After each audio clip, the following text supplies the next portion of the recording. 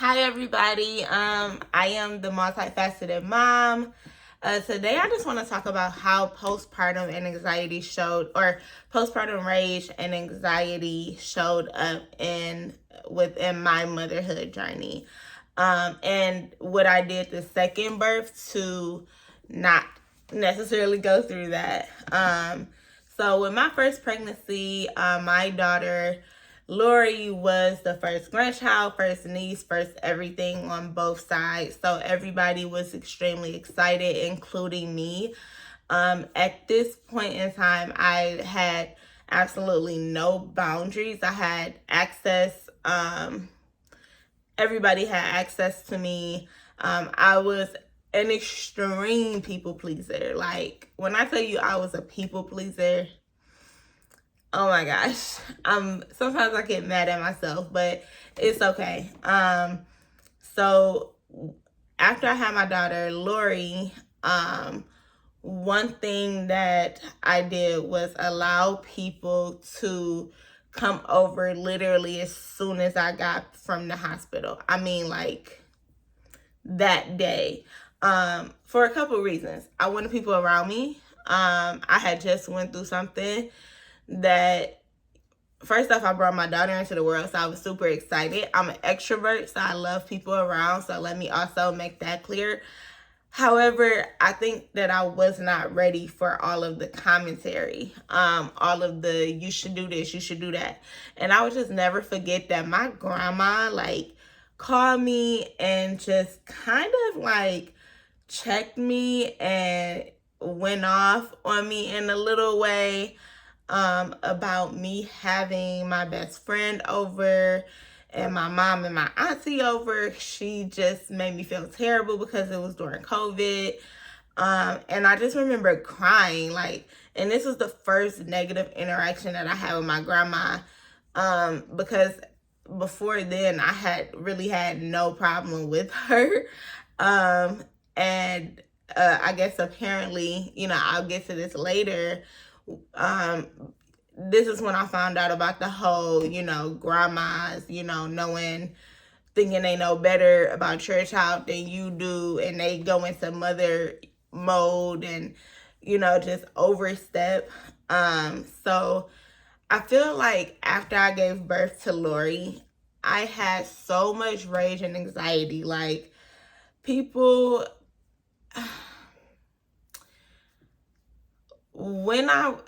after I gave birth, I felt like I had to, like, have everything perfect. I also didn't have any, like, limits. So a lot of people in my family, and my husband's family said things to me, did certain things to me, regarding my child, not intentionally or anything, just ignorant stuff. Like, my mother-in-law was like, oh, where'd she get these lips from? These white people lips. Like, just shit like that. Like, it just was a little much for the first day, first week, any of that.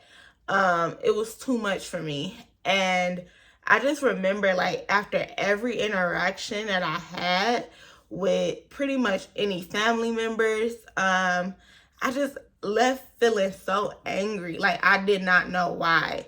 Like, I just felt so disrespected. I felt so, like, nobody was really trying to see, like, how I was doing. I felt like I didn't even know my needs at the time.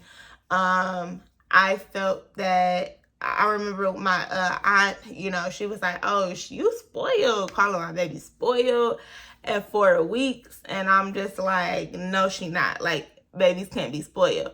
Oh, yes, she can. Yes, and I'm just like, oh my gosh, like, why am I arguing with you in my own house about my own baby? So it's just things like that. And honestly, for the entire first year of Lori's life, it was a lot of things like that went on. One of my biggest pet peeves is when you tell somebody what you want to do with your child, or you have a concern and they say, oh, I raised these many kids, or I raised this or that. And, like, let's be real, when you see the adults that they raise, it's kind of like, yeah, that actually doesn't defend your case. No shade, whatever you want to take that as.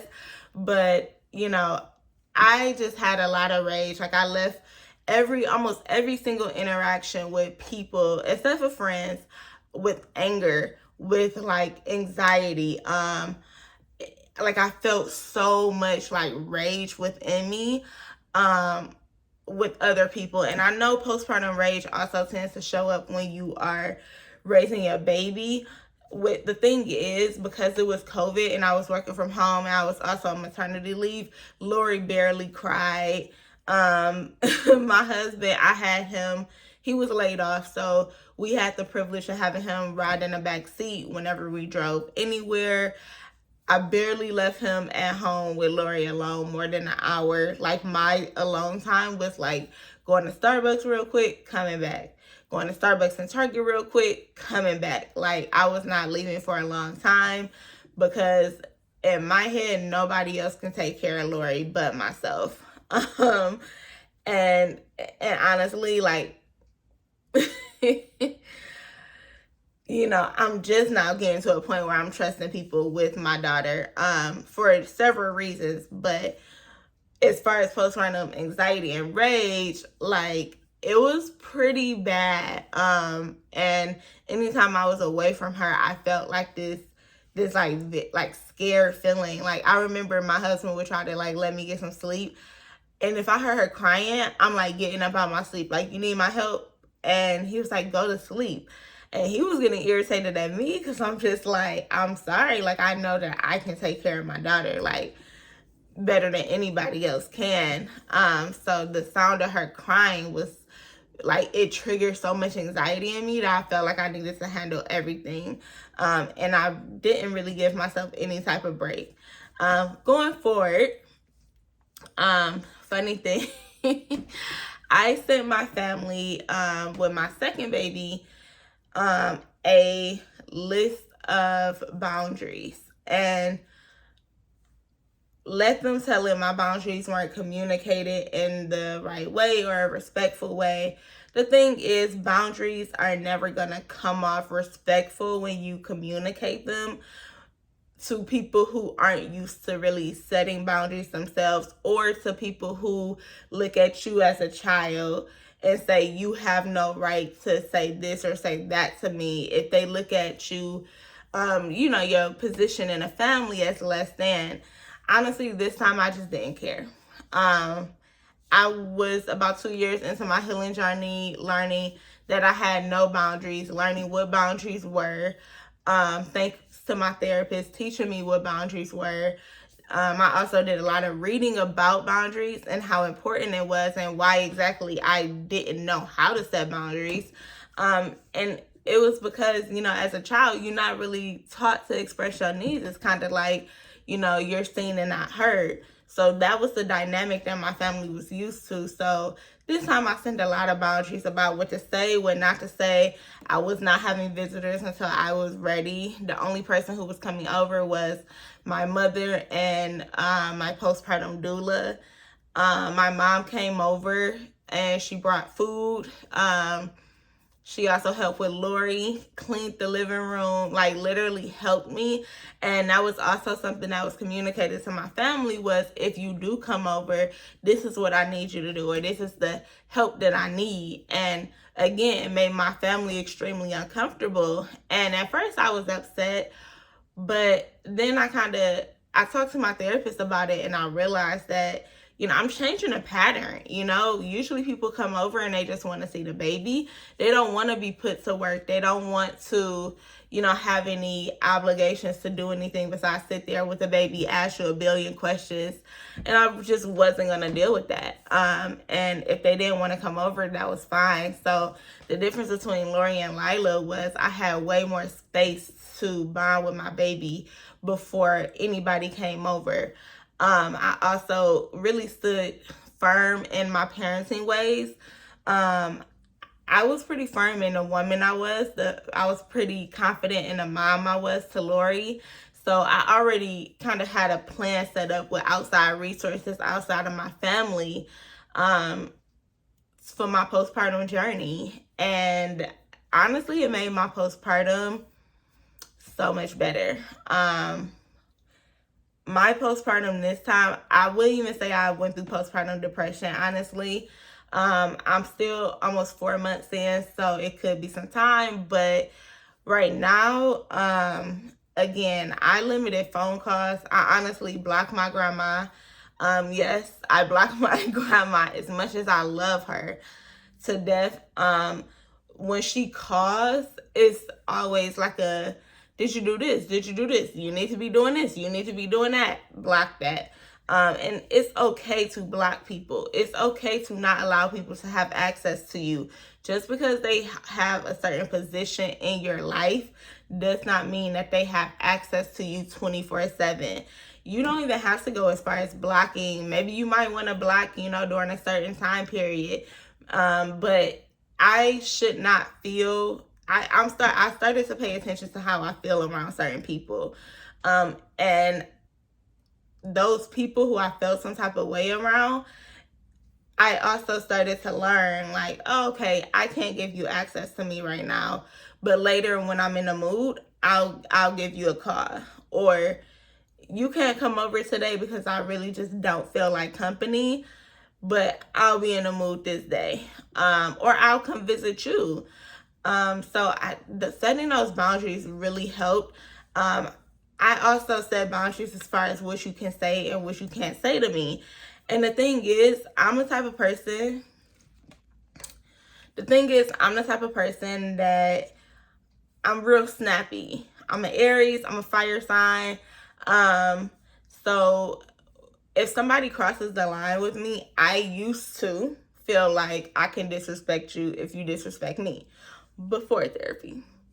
However, now I'm realizing that I needed to express how things made me feel, so then that person can know to not do that, or I can then set a boundary to say, okay, I have to set this boundary because the way your action makes me feel. So that's kind of how I went into it with Lila. And when I tell you, it was just a peaceful journey. And honestly, like, I'm so grateful, because if I wouldn't have set those boundaries, then my family wouldn't have brought me food. My family wouldn't have helped clean up. Like, people don't know your needs until you express them. And I mean, again, we're not used to expressing our needs. I mean, even as adults in relationships, in marriages, that type of stuff makes people feel very uncomfortable, because we grew up, again, not as kids, stay in the kids' place. So, having that confidence to say, look, this is what I need, and this is how I need you to show up for me. And honestly, just to be quite frank, the way I sent the list off of boundaries to my family, I'm very unapologetic about that. However, I also gentle family them, and I had to send a follow-up message and say, look, my intentions isn't to disrespect, but because of my lack of boundaries, I suffer from postpartum depression, postpartum rage, and anxiety, and I don't want to do that again. And I actually care about our relationship. So therefore, in order for us to maintain that love and respect, like, this is how I need you to show up. And it's honestly that simple. Like, so yes, the key takeaway here is, honestly, set boundaries when you are in postpartum, like before the baby comes, because you really want to also communicate before the baby comes, because after you have your baby, your brain is going to be like in a whole different world. And a lot of things that might be said to you or done to you unexpectedly might trigger you in different ways that you haven't been triggered before, because motherhood has a way of pulling a lot of negative and positive stuff out of you. So that's my advice for postpartum anxiety and postpartum rage. And again, hit the subscribe button and like button if you want to see more in my motherhood and mental health series.